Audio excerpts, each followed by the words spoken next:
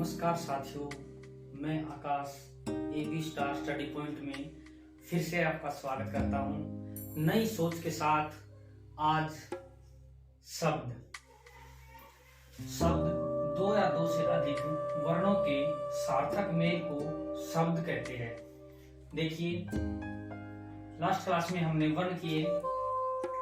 वर्ण जैसे कोई कै वर्ण है, मैं भी कर जो वर्ण है, लय वर्ण है।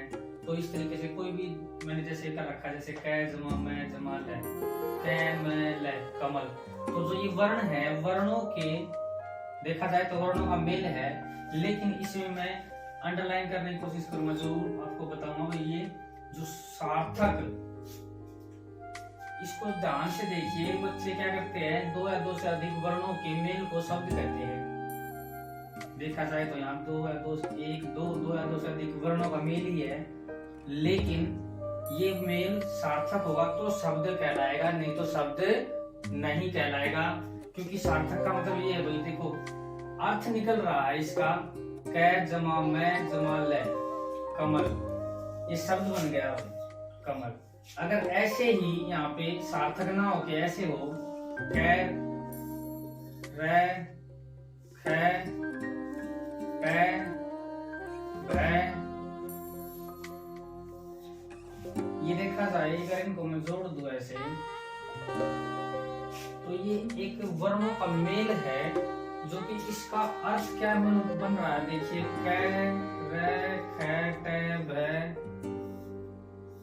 ये इनका जोड़ है। जो इनका योग बन रहा है वो ये है कर खटब, कर खटब, कर खटब। या इसमें कुछ और जोड़ दे, खट है, खट है, खट चल, खट सब, ठीक है। यहाँ पे च जमा कर दो, कुछ भी जोड़ दो। तो मतलब जब तक उनका कोई सार्थक नहीं मीनिंग होगा, सार्थक अर्थ होना चाहिए, ठीक है। उनका जो मेल है वो सार्थक होगा तो एक शब्द का निर्माण होता है। क्या होता है? एक शब्द का निर्माण होता है। नहीं तो जैसे कुछ भी जोड़ने से कोई वर्ण, कुछ भी जोड़ने से शब्द नहीं बनता, उसका कोई अर्थ नहीं बनता, तो फिर फायदा भी नहीं है, ठीक है। ऐसे जोड़ते जाओ, जोड़ते जाओ, ऐसे लेके यानी तक सारे सब वर्ण को जोड़ दो। जोड़ दिया, कोई वर्णों का जोड़ है, दो से कितने भी जोड़ दो, तो क्या होगा? शब्द बन रहा है। देखिए, बिल्कुल नहीं बनेगा, ठीक है। तो ये सार्थक पे ज्यादा जोर देना, मैंने इस पे आकर के बच्चे गलती करते हैं। दो या दो से अधिक वर्णों के सार्थक मेल को शब्द कहते हैं। सार्थक मेल को शब्द कहते हैं। जैसे कै जमा मैं जमा लय कमल, क्या बन गया? कमल, ठीक है। इस तरीके से अब शब्द के कितने भेद हैं? शब्द के 4 भेद है। कितने भेद है भाई? 4 भेद है। कितने भेद हैं? 4। देखिए, छोटी क्लास में आपको 3 भी दिखाई देंगे कहीं कहीं, और कहीं कहीं 4 से ज्यादा दिखाई, 5 में को भी दिखाई देते हैं। जैसे मैंने 5 में को भी इकट्ठाई करके यहाँ पे क्या है, देखिए, रचना के आधार पर, अर्थ के आधार पर नंबर 3 पे, उत्पत्ति के आधार पर नंबर 4, रूपांतर के आधार पर, या फिर इसे प्रयोग के आधार पर भी बोलते। जैसे रूपांतर और प्रयोग जो है, ये दो एक जैसे है लेकिन अलग अलग है। एक जैसे है लेकिन अलग। नमस्कार साथियों, फिर से आपका स्वागत है AB स्टार स्टडी पॉइंट में। जैसा कि हमने कल किया था, रचना के आधार पर शब्द के भेद है। रूढ़ शब्द, यौगिक शब्द, योग रूढ़ शब्द। कितने भाग है रचना के आधार पे? 1 2 3। रूढ़ शब्द, यौगिक शब्द और योग रूढ़ शब्द। रूढ़ शब्द, यौगिक शब्द, योग रूढ़ शब्द, 3 प्रकार के रचना के आधार पर रहेंगे शब्द के भेद। कितने प्रकार के? 3 प्रकार के, ठीक है। बोलिए, रूढ़ शब्द, यौगिक शब्द, योग रूढ़ शब्द। ओके। रूढ़ शब्द वे शब्द होते हैं जिनका कोई सार्थक खंड नहीं होता। जिनका कोई सार्थक खंड नहीं होता, यानी कि जिनको हम तोड़ते हैं तो उनके जो टुकड़े हैं वो सार्थक नहीं होते, लेकिन वे शब्द परंपरागत रूप से विशेष अर्थ प्रदान करते हैं। यानी कि वो शब्द अपना अर्थ तो प्रदान करते हैं, लेकिन शब्दों के टुकड़े हैं जो अगर उनको तोड़ दिया जाए, उनके टुकड़े अपना कोई सार्थक अर्थ नहीं देते। जैसे पानी, हाथी, घोड़ा।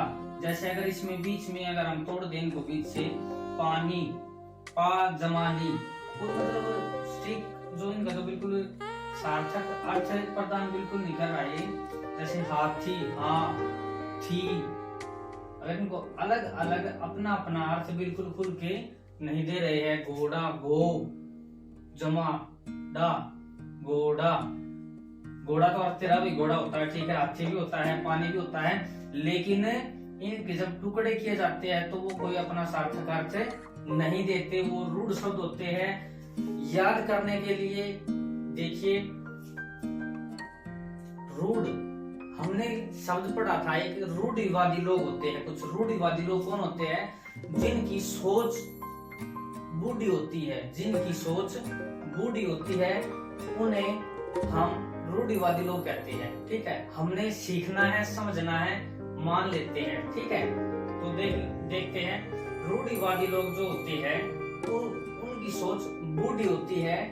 इससे हमें याद हो जाएगा कि जो रूढ़िवादी लोगों के शब्द थे वो कैसे थे, जिनका कोई अर्थ नहीं होता था, वो जिनका कोई अर्थ नहीं होता था। बस इतना याद रखिए, जैसे पानी, हाथी, घोड़ा, इनके टुकड़ों का कोई अर्थ नहीं है। ठीक है, यौगिक शब्द वे शब्द जिनका सार्थक खंड हो उसे यौगिक शब्द कहते हैं। मतलब क्या है कि जो वे शब्द, इसमें तो जो उनके टुकड़े हैं शब्दों के, उनका कोई अर्थ नहीं होता, इसमें रूढ़ में। और यौगिक, यौगिक कौन भाई? यौगिक यानी कि जोड़ दिया भाई इनको, किसको? इन्हें जोड़ दिया, ये बड़े शब्द बन गए। क्या क्या बन गए? यौगिक से यौगिक, योग का मतलब बनता है जमा। क्या बनता है? जमा, यानी कि जोड़, यानी कि जोड़। ठीक है, जोड़ दिया भाई, यानी कि जब इनको हम पढ़ेंगे तो वो ये वैसे शब्द होते हैं जिन्हें जोड़ करके बड़ा बनाया जाता है, और वो शब्द अपने अपना एक अलग अर्थ देते हैं। उन शब्दों के जो टुकड़े हैं वो भी अपना अपना अर्थ देते हैं। जैसे विद्यालय, यानी कि विद्यालय, जितनी भी संधि है, ठीक है, वो सब क्या रहेगी? हमारी यौगिक शब्द रहेंगे। देखना, विद्यालय, विद्यालय, देखो शब्द कितना बड़ा सा शब्द बन गया। इसको हमने बीच से तोड़ा, विद्या जमा आलय, विद्यालय। ठीक है, जैसे रामायण को भी बीच से तोड़ते हैं, राम जमा आयन। ठीक है, तो राम आयन, राम जमा आयन। तो ये क्या होगा? ये अपना अपना अलग अलग अपना अर्थ दिखा रहे हैं अपना। और ये शब्द बहुत बड़े होते हैं। शब्द कैसे होते हैं? बड़े होते हैं। ये खासकर एक नोट क्या रहेगा इसमें, जितनी भी संधि है, समास है, उपसर्ग प्रत्यय, ये इनसे बने होते हैं। कैसे बने होते हैं? संधि, समास, उपसर्ग प्रत्यय से बने होते हैं। कौन से? यौगिक। यौगिक का मतलब जोड़, किन सब का जोड़ भाई, वो एक दूसरे शब्द से जुड़ते हैं, वो संधि होती है। ठीक है, समास होते हैं, समास और संधि, उपसर्ग प्रत्यय, इन सब का योग है, तो कौन सा शब्द बन जाएगा? यौगिक शब्द बन जाएगा। मतलब जिन्हें सार्थक खंड में बांटा तो जा सकता है, लेकिन उनके टुकड़े अपना अपना अर्थ न देकर एक नए शब्द की ओर इशारा करते हैं, एक नए शब्द की ओर संकेत करते हैं। जितने भी बहुब्रीहि समास होते हैं, ये बहुब्रीहि समास का जितने भी उदाहरण हैं, वो सब योग रूढ़ शब्द होते हैं, वो सब योग रूढ़ शब्द होते हैं। जैसे लंबोदर, लंबा है जिसका उदर, इसे कहते हैं भाई गणेश। किसे? गणेश, शाबाश। दिनकर, पता है, दिनकर सूर्य को बोलते हैं, दिनकर सूर्य का पर्यायवाची है। ठीक है, तो दिन जमा कर, दिन कौन करता है? जब सूर्य निकलता है तभी तो दिन होता है। कहते हैं भाई सूर्य निकल गया, उठ जाओ, दिन निकल आया, कहते हैं ना। हाँ, तो दिनकर, दिनकर कौन है? सूर्य। सूर्य ही ऐसा है जो दिन करता है। जब सूर्य चला जाता है तो क्या हो जाती है? रात हो जाती है। जैसे दसाना ने जितने एग्जाम्पल है किसी और की ओर इशारा करते हैं, जैसे पीताम्बर, ये नीलकंठ, नीला है कंठ जिसका, जितने भी एग्जाम्पल रहेंगे। जैसे ब्रिज वल्लभ, ये ब्रिज का जो वल्लभ है कौन है भाई? कृष्ण है। कौन है? कृष्ण है। ये सब किसके एग्जाम्पल है? ये बहुब्रीहि समास के एग्जाम्पल है। और ये क्या सब? ये सब योग रूढ़ शब्द है। पता लग गया हमने यही पता कर लिया कि रूढ़ शब्द क्या होते हैं, यौगिक शब्द क्या होते हैं, योग रूढ़ शब्द क्या होते हैं। रूढ़ शब्द वो होते हैं जिनके टुकड़ों का कोई अर्थ नहीं निकलता। यौगिक शब्द वो होते हैं जिनके टुकड़ों का अर्थ निकलता है। योग रूढ़ शब्द होते हैं जिनके टुकड़ों का अर्थ निकलता तो है, लेकिन वो किसी नए शब्द की ओर इशारा करते हैं। योग रूढ़ है सिर्फ एक लाइन में तीनों बार कंप्लीट। इनका शब्दों का कोई अर्थ नहीं निकलता, इनके मतलब टुकड़ों का अर्थ निकलता है, टुकड़ों का अर्थ निकलता तो लेकिन वो तीसरे की ओर इशारा करते हैं। ये हमारे यहाँ पे रचना के आधार पे कंप्लीट होता है। ठीक है, जय हिंद। नमस्कार प्यारे साथियों, मैं आकाश एबी स्टार स्टडी पॉइंट में आपका फिर से हार्दिक स्वागत करता हूं। नई सोच के साथ आज हम अपने टॉपिक को आगे बढ़ा रहे हैं। जैसा कि लास्ट क्लास में हमने रचना के आधार पर शब्द किए थे, आज हम अर्थ के आधार पर शब्द करेंगे। अर्थ के आधार पर शब्दों के दो भाग होते हैं, एक सार्थक शब्द होता है, एक निरर्थक शब्द होता है। सार्थक शब्द वे शब्द होते हैं जिनका कोई अर्थ हो, भाई इनके जो नाम से पता लग रहा है जिनका कोई अर्थ होता है। निरर्थक वो होते हैं जिनका कोई अर्थ नहीं होता। एक बार डेफिनेशन के रूप में अगर देखना चाहे तो देख ले, वे शब्द जिसे किसी निश्चित अर्थ का बोध होता है सार्थक शब्द कहलाते हैं। जैसे पुस्तक, घर, मकान, ठीक है, ये सब क्या रहेंगे, हमारे सार्थक शब्द रहेंगे। सार्थक शब्द के भी भेद है भाई कुछ। ये वो भेद है जिसे हमने पढ़ तो रखा है, लेकिन सार्थक के ही भेद होते हैं। जैसे एकार्थक शब्द, अनेकार्थक शब्द, पर्यायवाची शब्द, विलोम शब्द और श्रुति सुम भिन्नार्थक शब्द, ये क्या रहेंगे, हमारे सार्थक शब्द के भेद रहेंगे। जैसे एकार्थक शब्द वैसे तो हमें पता ही है सब बातों का, लेकिन फिर भी एक बार देख लेते हैं। वे शब्द जो एक अर्थ प्रदान करते हैं उन्हें हम एकार्थक शब्द बोलते हैं। जैसे कोई चांदी हो गया, ठीक है। अनेकार्थक शब्द वे शब्द होते हैं जो एक से ज़्यादा अर्थ प्रदान करते हैं, उन्हें हम अनेकार्थक शब्द बोलते हैं। जैसे कनक को जैसे सोने को भी कनक बोलते हैं, धतूरे को भी कनक बोलते हैं, और क्या है, गेहूं को भी हम कनक बोलते हैं। पर्यायवाची शब्द वे शब्द जो समानार्थी शब्द होते हैं वो पर्यायवाची शब्द कहलाते हैं, एक दूसरे के जो समान जैसे दिखते हैं। जैसे कमल है, कमल का क्या हो जाता है, जलज भी कमल को ही बोलते हैं और पंकज भी कमल को बोलते हैं। ऐसे ही, ठीक है, ये बहुत ज़्यादा ऐसे हो जाते हैं। जैसे आँख का चक्षु हो जाता है पर्यायवाची, जैसे आँख का चक्षु, नैन, नेत्र, ये सब वाक्य हो जाएंगे। ये सब जो समानार्थी शब्द होते हैं वो शब्द पर्यायवाची शब्द कहलाते हैं। विलोम शब्द क्या कहते हैं, विलोम शब्द जो उल्टे शब्द होते हैं, वे शब्द जो उल्टा अर्थ प्रदान करते हैं वो विलोम शब्द कहलाते हैं। जैसे अगर दिन है तो रात, ठीक है, सुबह है तो शाम, ओके, और ऊपर है तो नीचे, ऊपर नीचे, दाएं बाएं, ये सब क्या है, इसके उल्टे होते हैं ना। तो ये विलोम शब्द रहेंगे। और श्रुति सम भिन्नार्थक शब्द, श्रुति सम भिन्नार्थक शब्द वे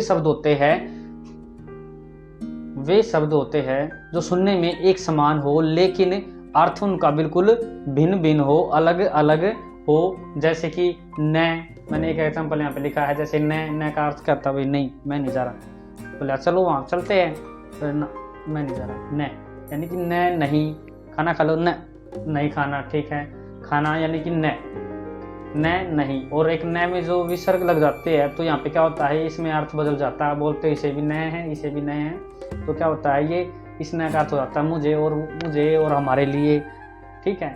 और जो इससे आगे जो दूसरा भाग था उसका निरर्थक शब्द सार्थक हो गया हमारा कंप्लीट। निरर्थक शब्द वे शब्द जिन शब्दों से किसी का खास अर्थ प्रदान ना हो या खास अर्थ का बोध न हो, वो क्या कहलाते हैं, वो निरर्थक शब्द कहलाते हैं। कैसे शब्द कहलाते हैं, निरर्थक शब्द कहलाते हैं। जैसे वाना यानी कि सार्थक तो इसका हो जाएगा गाना वाना, रोटी राटी, ठीक है।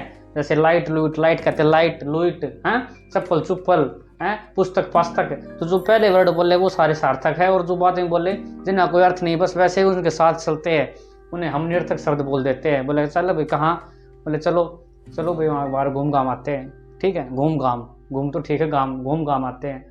तो ये मतलब जो उसके साथ में जो फ्री में एक वर्ड होता है वो निरर्थक शब्द होता है, ठीक है। जितने भी आप बोल सकते हो बोल लो, जितने भी, जैसे बोर्ड बार्ड, दीवार दूर, ये सब क्या है, ये पंखा पुंखा, ये सब फोन फान, ये सब क्या है, कुर्सी कर्सी, तार तूर, बोर्ड बार्ड, खिड़की खड़की, शीशा सूसा, ये सब क्या है, हमारे निरर्थक शब्द है। पहले शब्द सार्थक रहेंगे और बाद में जितने बोले वो सारे क्या रहेंगे, निरर्थक शब्द रहेंगे। आज की इस क्लास को हम यही समाप्त करते हैं। आगे का भाग रहेगा हमारा उत्पत्ति के आधार पे हम नेक्स्ट क्लास में करेंगे। जय भारत, थैंक यू, नमस्कार साथियों, मैं आकाश एबी स्टार स्टडी पॉइंट में आपका फिर से स्वागत करता हूं। आज नई सोच के साथ क्लास को आगे बढ़ाते हुए उत्पत्ति के आधार पर शब्द के भेद रहेंगे। पिछली क्लास में हमने रचना के आधार पे, अर्थ के आधार पे हम लास्ट क्लास में कर चुके हैं। अब हम इसी कड़ी में उत्पत्ति के आधार पर शब्द कर रहे हैं। तत्सम शब्द, तद्भव, देशज, विदेशज और संकर शब्द, ये भाई कौन कौन से शब्द रहेंगे? तत्सम शब्द, तद्भव शब्द, देशज शब्द, विदेशज शब्द, संकर शब्द, ये उत्पत्ति के आधार पर शब्द के भेद रहेंगे। नंबर 1, तत्सम शब्द वे शब्द होते हैं जो शब्द हिंदी में उसी रूप में प्रयोग होते हैं, अर्थात वे शब्द जो संस्कृत के शब्द जो के तो हिंदी में प्रयोग किए जाते हैं उन्हें हम तत्सम शब्द कहते हैं। जैसे अग्नि, वायु, सूर्य, पुत्र आदि। ऐसे ऐसे बहुत से इतने मतलब शब्द है जो हम नॉर्मल यूज कर रहे हैं। जैसे आजकल एक मित्र जो ट्रेंड चला हुआ है, मित्र भी क्या रहेगा? हमारा तत्सम शब्द रहेगा। ठीक है। इन शब्दों के बीच में आधा वर्ण, ये पहचान है भाई। तो सर पता कैसे लगे कि ये तत्सम है या तद्भव शब्द है? देखिए भाई, शब्द देखते ही आपके दिमाग में क्लिक होना चाहिए कि ये तद्भव शब्द है, ये तत्सम शब्द है, और आप इस बारे में आज बिल्कुल परिचित हो जाओगे। देखिए, जिन शब्दों के मध्य में आधे वर्ण होते हैं या अक्षय या सरश्रमिक या सैसलगम, वैवन, ये सब जिस शब्द में पाए जाते हैं वो तत्सम शब्द की पहचान रहेगी। ये तत्सम शब्दों में इन वर्णों का प्रयोग होता है, इन वर्णों का प्रयोग होता है, वो सब तत्सम शब्द कहलाते हैं। तद्भव शब्द वे शब्द होते हैं जो संस्कृत भाषा से परिवर्तन होकर हिंदी भाषा में आए हैं। वो परिवर्तन होकर के आए हैं, लेकिन थे वो संस्कृत के शब्द, लेकिन अब उन्हें हम संस्कृत में ना बोल के उन्हें हम हिंदी में बोलते हैं। जैसे कपूर किसी का नाम होता, हम बोलते कपूर, जैसे बोलते पूजा कपूर। ठीक है, तो पूजा कपूर बोलते जो हम, वो कपूर ना होकर के वो पहले कर्पूर होता था, जिसे हम बोलते हैं क्या है? दिख रहा आपको? ये मेरा हाथ है, ये आज हम जिन्हें हम हाथ बोलते और आप हाथ समझ रहे हो, ये पहले हस्त होता था। क्या होता था? हस्त। आप खुद ही बताइए। कहते हैं ना भाई, जैसे कहीं आज भी हम इन जो संस्कृत के शब्द है उनका प्रयोग नॉर्मली भाषा में करते हैं। जैसे हम कहते हैं ना हस्तरेखा, कहते हैं ना, कभी कोई कहता हाथ की रेखा नहीं, अपनी हस्तरेखा दिखाइए। ठीक है, तो हस्तरेखा हमने जो सुनने को मिल जाता है कहीं ना कहीं। तो ऐसे ऐसे बहुत से शब्द रहेंगे जो तद्भव शब्द है, लेकिन पहले वो कैसे थे? वो संस्कृत के शब्द थे। अब वो परिवर्तन हो गए किसमें? हिंदी में। किसमें हो गए? हिंदी में।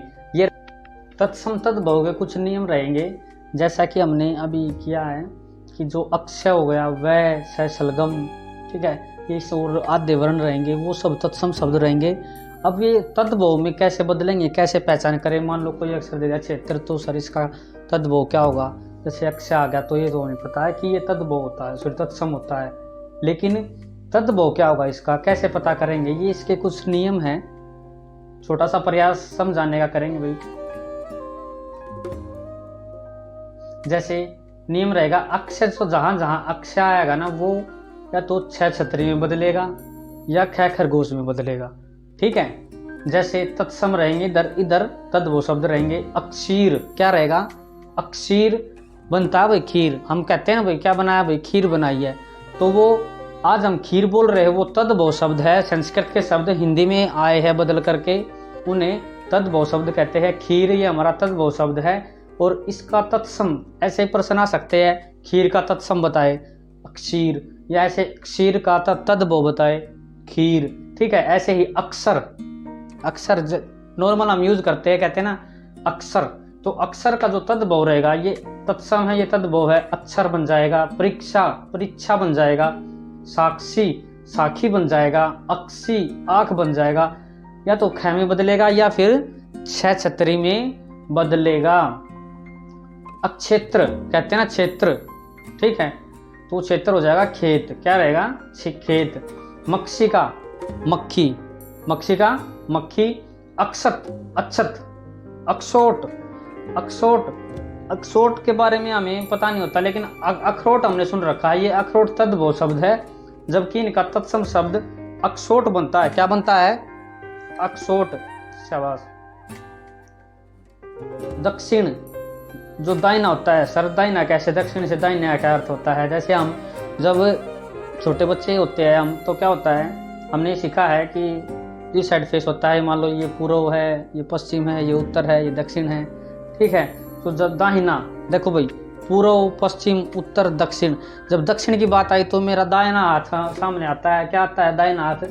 वो तो हमें वैसे सिखाया जाता है, लेकिन उस टाइम हमें पता नहीं था कि इसका अर्थ क्या है, लेकिन दक्षिण का अर्थ दाहिना ही बनेगा। ये तत्सम तद्भव का ही रोल है। क्या है ये?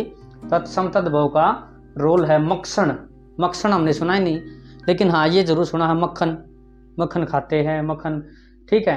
तो मक्खन तो सुना हमने, लेकिन मक्खन नहीं सुना है। नेक्स्ट रहेगा हमारा, नेक्स्ट वह। जहाँ जहाँ वह आएगा, मैंने बताया था अभी कि वह जहाँ आएगा वो तत्सम रहेगा, और जहाँ वह आएगा वो तद्भव रहेगा।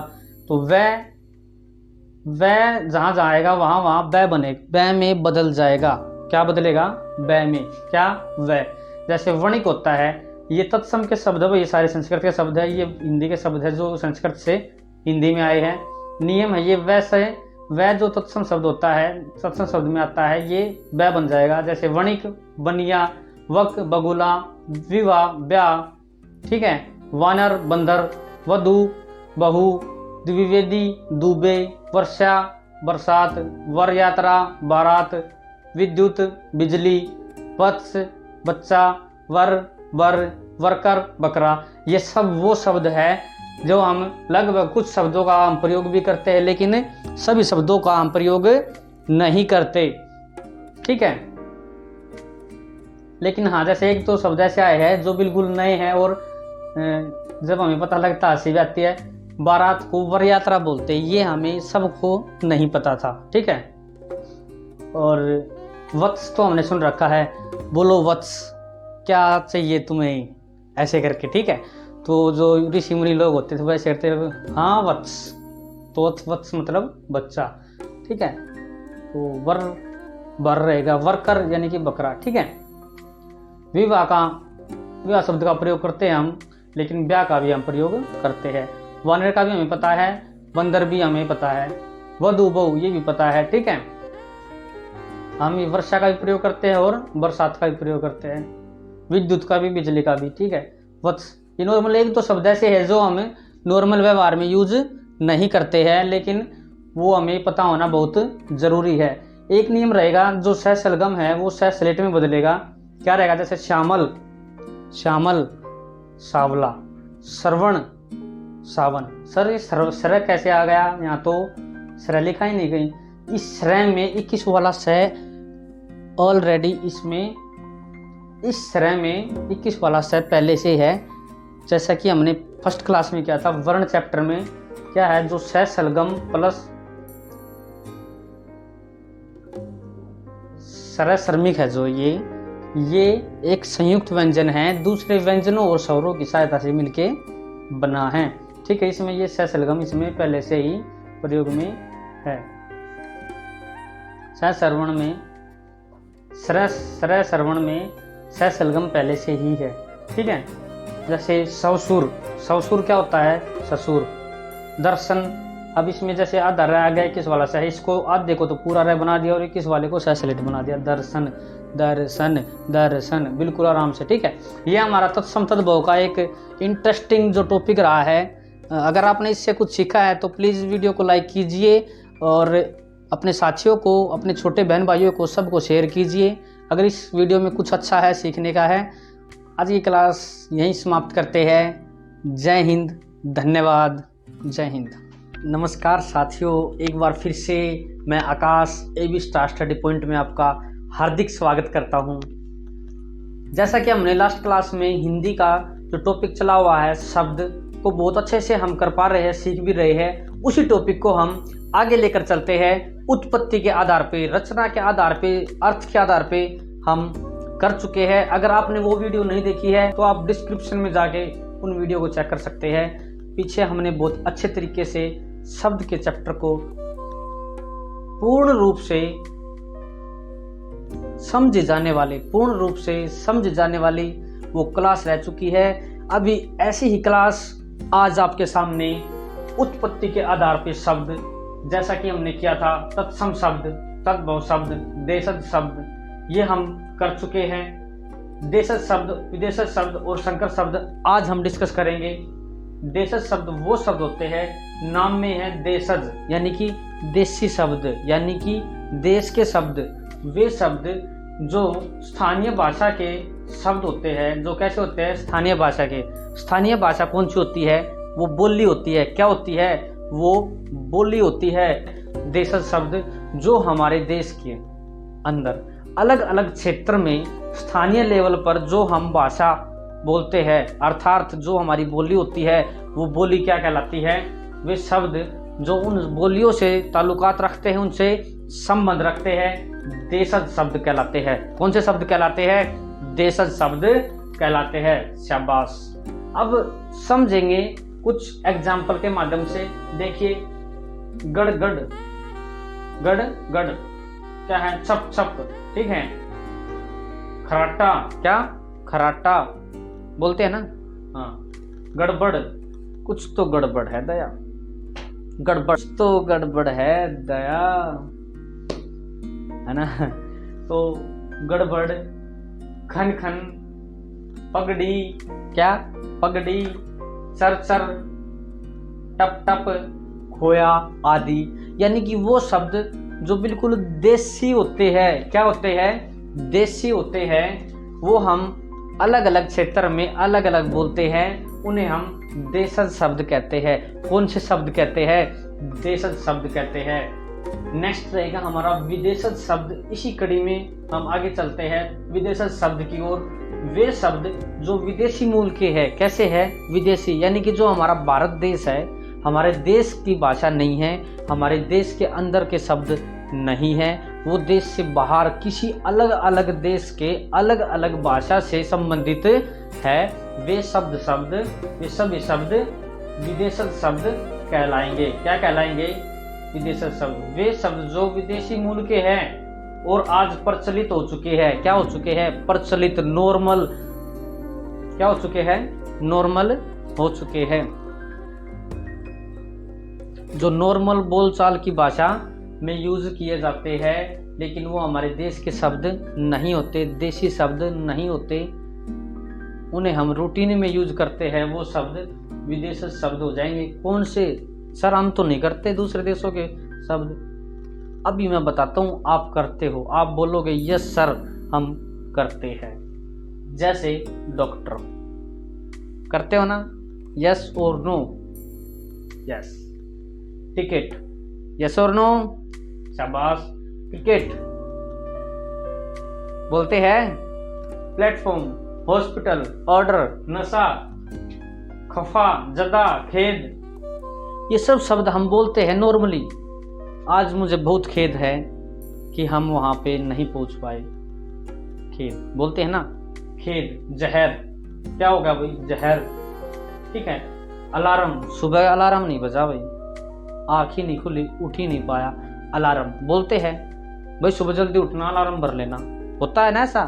नॉर्मल यूज में हम ये सब शब्द यूज करते हैं और हमें पता भी नहीं कि हम दूसरे देश की भाषा का प्रयोग कर रहे हैं। हवलदार, हवलदार, थानेदार, दुकानदार, जितने भी दार होते हैं, क्या होते हैं? दुकानदार, रिश्तेदार, ये सब जिन शब्दों के बाद में दार लगता है वो सब विदेशी शब्द है। ये फारसी शब्द है, ये अरबी शब्द है, ये इंग्लिश शब्द है, ये दूसरी भाषा के शब्द रहेंगे। कैसे शब्द रहेंगे?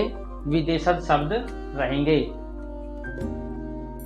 नेक्स्ट रहेगा हमारा संकर शब्द। संकर शब्द वो शब्द होते हैं जो दो भाषाओं का मेल होता है, जो दो भाषाओं का मेल होता है जिस शब्द में, उस शब्द को हम संकर शब्द कहते हैं। कौन सा शब्द कहते हैं? संकर शब्द कहते हैं। जैसे रेल यात्री, रेल यात्री। मैं पूरी तरह से आपको समझाने की कोशिश करूंगा और मुझे पूरा विश्वास है आपको बहुत अच्छे से समझ आएगा और आज के बाद फिर कभी आपको इस टॉपिक को पढ़ने की जरूरत नहीं पड़ने वाली। ठीक है, देखिए रेल यात्री, रेल यात्री, रेल इंग्लिश का शब्द है, यात्री संस्कृत का शब्द है। English plus Sanskrit, English plus Sanskrit रहेगी। ठीक है, यात्रीगण ध्यान दे, ये संस्कृत का शब्द है। कैसा शब्द है? संस्कृत का। रेल इंग्लिश का शब्द है। कैसा शब्द है? इंग्लिश का शब्द है।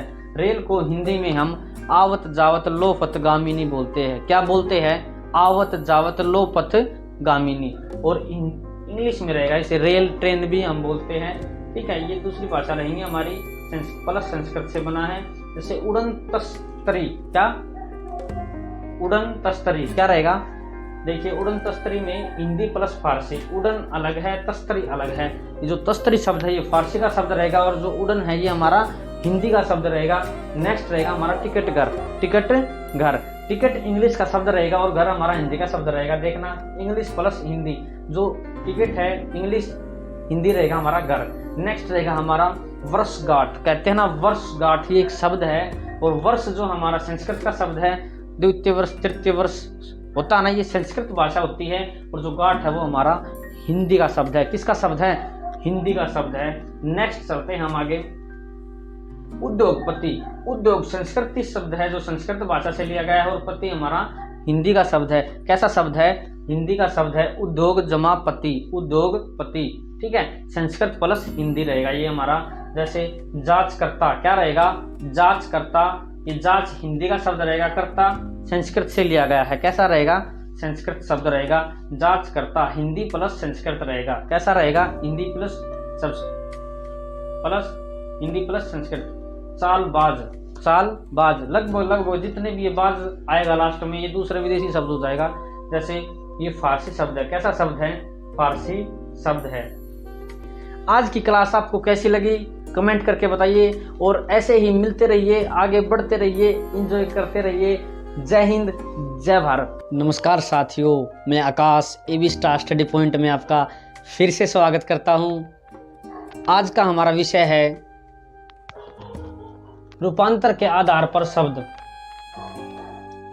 रूपांतर के आधार पर शब्द, रचना के आधार पर शब्द, अर्थ के आधार पर शब्द, उत्पत्ति के आधार पर शब्द, जो हम अच्छे से जान चुके हैं, समझ चुके हैं। आज हम रूपांतर के आधार पर शब्द को ध्यान से देखेंगे और ध्यान से समझेंगे। चलो चलते हैं। जब रूपांतर के आधार पर शब्द की बात आती है तो दो तरह के शब्द निकल करके आते हैं, एक विकारी शब्द, एक अविकारी शब्द। विकारी शब्द और अविकारी में क्या अंतर है?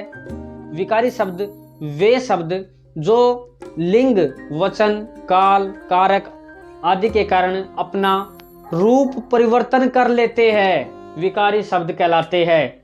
ध्यान से सुने, जो शब्द लिंग, वचन, काल, कारक आदि के कारण अपना रूप परिवर्तन कर लेते हैं, विकारी शब्द कहलाते हैं। मतलब ये रहा कि जो शब्द अपने रूप में परिवर्तन करते हैं लिंग, वचन, कारक और काल के कारण, वे शब्द सब विकारी शब्द कहलाएंगे। कैसे शब्द कहलाएंगे? विकारी शब्द कहलाएंगे। एग्जाम्पल की ओर तो जैसे एक लड़का है, एक लड़का है, जब लिंग बदलते हैं हम तो लड़की बन जाता है, लड़का लिंग लड़की। लड़का वचन बदलते हैं तो लड़के बन जाता है। ऐसे ही लड़का जब कारक पे जब बात करते हैं तो लड़कों ने हो जाता है। तो किस प्रकार ये एक ही लड़का बार बार में कभी लड़की बन रहा है, कभी लड़के बन रहा है, कभी लड़कों ने, किस वजह से? लिंग, वचन, कारक के कारण क्या हो रहा? परिवर्तन कर रहा है। क्या कर रहा है? अपना रूप परिवर्तन कर रहा है, अपने रूप में बदलाव कर रहा है। कौन? ये लड़का। तो ये सब क्या हो जाएंगे? ये विकारी शब्द हो जाएंगे। अब ये तो एग्जाम्पल की बात थी, इसमें खास बात क्या है? जितनी भी संज्ञा है, जितने भी सर्वनाम है, क्रिया है, विशेषण है, ये सब कैसे शब्द रहेंगे? ये सब विकारी शब्द रहेंगे। कैसे शब्द रहेंगे? विकारी शब्द रहेंगे। विकारी शब्द यहाँ रहेंगे। आज इस टेबल के माध्यम से, इस सारणी के माध्यम से आपको सब कुछ समझ आने वाला है, ध्यान से समझिएगा। विकारी शब्द लिंग, वचन, कारक, काल, वाच्य, पुरुष, ये सब इनको एक सारणी के माध्यम से हम समझेंगे। देखिए संज्ञा है, मान लो हमने एक लड़का है, लड़का, इसको हम ये संज्ञा एक लड़का है, लिंग बदलते हैं तो लड़की बन जाता है। जब इसी का हम वचन में परिवर्तन करते हैं इसी का, तो इसका रूप बदल करके लड़का ना होके लड़की ना होके क्या बन जाता है, लड़के बन जाता है। एक नहीं एक से अधिक है तो क्या कहेंगे हम, लड़के। लड़के बदल जाता है वचन में, कारक में कोई प्रभाव नहीं होगा। ऐसे ही काल में कोई प्रभाव नहीं, वाच्य कोई प्रभाव नहीं, पुरुष कोई भी प्रभाव नहीं रहेगा। सर्वनाम हमने उठाया, वह एक सर्वनाम है, ठीक है। तो वह जब लिंग चेंज करते हैं तो कोई भी इसमें बदलाव नहीं होगा। लेकिन जब एक वचन से बहुवचन करते हैं, वह जब हम किसी को बुलाते हैं तो जाता, कौन गया भाई वहाँ पे, दिल्ली कौन गया जी, वह गया, ठीक है।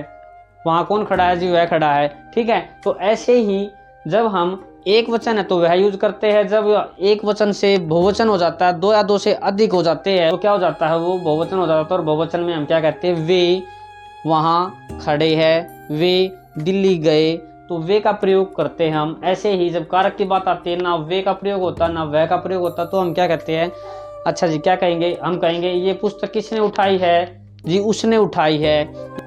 तो ऐसे ही जब यहाँ हम उसने का प्रयोग करते हैं, कैसे, खाना किसने खाया जी, उसने खाया है, ठीक है। तो हम ना वे कहेंगे कि वे खा गए, वे खाया है, वे खा गए, नहीं, ना वह कहेंगे वह खा गया। हम कहेंगे किसने, जब कारक की बात आती तो उसने खा लिया, किसने खा लिया खाना, उसने खाना खा लिया है। काल की बात करेंगे कोई प्रभाव नहीं, वाच्य कोई प्रभाव नहीं, पुरुष कोई प्रभाव नहीं रहेगा। ऐसे ही जब विशेषण की बात करते हैं तो एक अच्छा विशेषण है, अच्छा एक विशेषण है। जब हम इसमें लिंग में बदलते हैं तो अच्छा कौन, कोई लड़का है, कैसा है भाई, ये तो बहुत अच्छा है, तो लड़का बहुत अच्छा है। लेकिन जब लड़की की बात आई तो बहुत अच्छा, लड़की बहुत अच्छा नहीं कहेंगे हम कहेंगे लड़की बहुत अच्छी है। क्या है, लड़की बहुत अच्छी है। ऐसे ही वचन बदलते हैं, ना लड़का है ना लड़की है, ये तो बहुत है, बहुत सारे लड़के हैं, बहुत सारी लड़कियां हैं, तो क्या बात करेंगे हम, वे बहुत अच्छे हैं। जैसे क्लास में आप सब बैठे हो, आप सभी क्लास को देख रहे हो, तो आप बहुत अच्छे हैं, न कि आप बहुत अच्छा है, आप बहुत अच्छी है। ऐसा मतलब यहाँ यूज नहीं करेंगे किसी एक के लिए। तो हम लड़का है तो अच्छा, लड़की है तो अच्छी, लेकिन लड़का है या लड़की है, दो या दो से अधिक है, या क्लास में लड़के बैठे हैं लड़की बैठी है, तो बात करेंगे हम ये क्लास के सभी बच्चे बहुत ही अच्छे हैं। कैसे हैं, बहुत अच्छे हैं। ऐसे जब कारक की बात करते हैं कोई प्रभाव नहीं, काल कोई प्रभाव नहीं, वाच्य कोई प्रभाव नहीं, पुरुष में भी कोई प्रभाव नहीं होगा। जब क्रिया की बात करते हैं तो जैसे क्रिया पढ़ता है, एक पढ़ता है, कोई कुछ पढ़ रहा है तो क्या है, क्रिया है, क्या कर रहा है, वो पढ़ रहा है, क्या पढ़ रहा है, पढ़ रहा है, पुस्तक पढ़ रहा है तो पढ़ता है, क्या, ये क्रिया है और जो एक विकारी शब्द है। ऐसे ही जब लिंग में बदलते हैं तो क्या हो जाए, कोई लड़का पढ़ रहा तो कहेंगे पढ़ता है, क्या है भाई, पढ़ता है। ऐसे ही जब लड़के की जगह लड़की को बैठा देते हैं तो करता है पढ़ती है, क्या, पढ़ती, क्या ये लड़का पढ़ता है, हाँ जी ये तो पढ़ता है, लेकिन क्या ये हमारी लड़की पढ़ती है, हाँ जी लड़की भी पढ़ती है, न कि लड़की भी पढ़ता है नहीं कहेंगे, यहाँ हम कहेंगे लड़की भी पढ़ती है। ऐसे ही जब वचन की बात करते हैं, एक लड़का, दो लड़के, दो या दो से अधिक बात करेंगे, तो लड़के है या लड़की है तो क्या बात करेंगे, पढ़ते हैं। ये तो बहुत अच्छे, दोनों बच्चे बहुत अच्छा पढ़ते हैं, क्या, बहुत अच्छा पढ़ते हैं। ऐसे ही कारक में कोई प्रभाव नहीं होगा।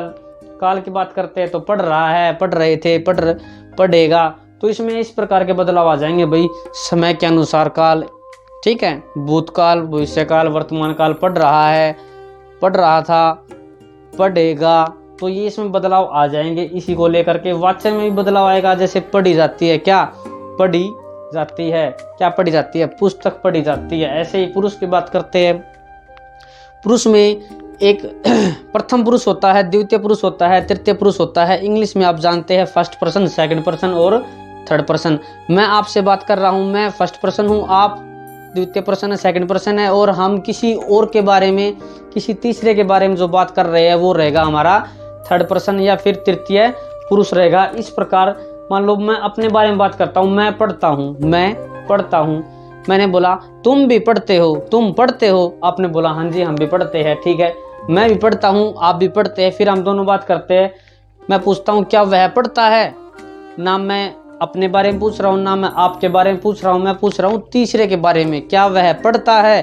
तो जब वह ना मेरा ना आपका, तो तीसरे की जब बात, जो तृतीय पुरुष हो जाता है, क्या, थर्ड पर्सन की बात कर रहे हैं हम, तो बात करेंगे वह, क्या वह पढ़ता है, तो वहां प्रश्न बन रहा है वह, ना मेरा ना आपका, ये रहेगा वह, यानी कि तीसरे की बात कर रहे हैं। तो पुरुष की बात करते हैं, प्रथम पुरुष, द्वितीय पुरुष, तृतीय पुरुष। इसमें क्या होगा, इसमें ये अलग अलग समय में अलग अलग पुरुष पे इसी क्रिया का अलग अलग प्रभाव होगा।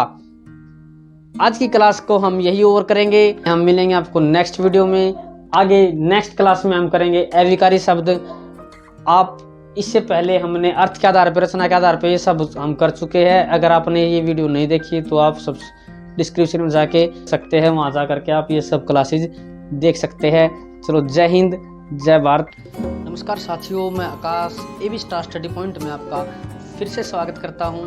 चलो चलते हैं आज की क्लास की ओर। आज की क्लास में हम करेंगे अविकारी शब्द। जो शब्द चैप्टर को चला रखा है वो शब्द चैप्टर आज लगभग हमारा कंप्लीट हो चुका है। आज इस टॉपिक के माध्यम से हम उस शब्द को कंप्लीट कर रहे हैं। अगर अब तक आपने चैनल को सब्सक्राइब नहीं किया है तो प्लीज चैनल को सब्सक्राइब कर दो। अब तक की वीडियो आपने नहीं देखी है तो डिस्क्रिप्शन में लिंक है, डिस्क्रिप्शन में जाकर के सभी चैनल की वीडियोज जो हमारे सबसे संबंधित है और वो हमारे और भी इंटरेस्टिंग वीडियो मोटिवेशन संबंधित है वो आप वहां जाकर के देख सकते हैं। चलो चलते हैं। अविकारी शब्द वे शब्द जिनके रूप में कोई भी बदलाव नहीं हो, इन शब्दों को क्या कहते हैं, अव्यय शब्द भी कहते हैं। अर्थात क्या है, जो ए जमा वै से बना है। अव्यय ए का मतलब होता है नहीं और वै होता है खर्च। वे शब्द जो अपने रूप में कुछ भी खर्च, कोई भी खर्च ना करे, वे शब्द अविकारी शब्द होते हैं। उन्हीं को हम अव्यय बोलते हैं। जैसे कुछ शब्द होते हैं जो अपने रूप को बदल करके एक दूसरा आकार दे देते हैं, एक नया नाम दे देते हैं, वे शब्द विकारी शब्द कहलाते हैं। आज हम बात कर रहे हैं अविकारी की, जिन शब्दों में कोई भी बदलाव नहीं हो, चाहे लिंग कारक काल का भी कोई, पुरुष का भी कोई प्रभाव नहीं होगा, वे शब्द आज हम जानेंगे। अविकारी शब्द को कितने भागों में बांटा है? 4 भागों में बांटा है। कितने भागों में बांटा है? 4 भागों में बांटा है। नंबर 1 क्रिया विशेषण अव्यय। क्रिया विशेषण, क्रिया की जो विशेषता बताता है वो क्रिया विशेषण रहेगा। आज तो आज रहेगा, आज कल नहीं बनेगा। आज हमने खाना खाया, आज हम दिल्ली गए, आज हमने मिलके ये एक नया गेम खेला, आज हमने बहुत इंजॉय किया, आज तो आज रहेगा। हमने, मैंने, तुमने, सबने, क्या आज तो आज ही रहेगा। नेक्स्ट रहेगा हमारा तेज। कौन?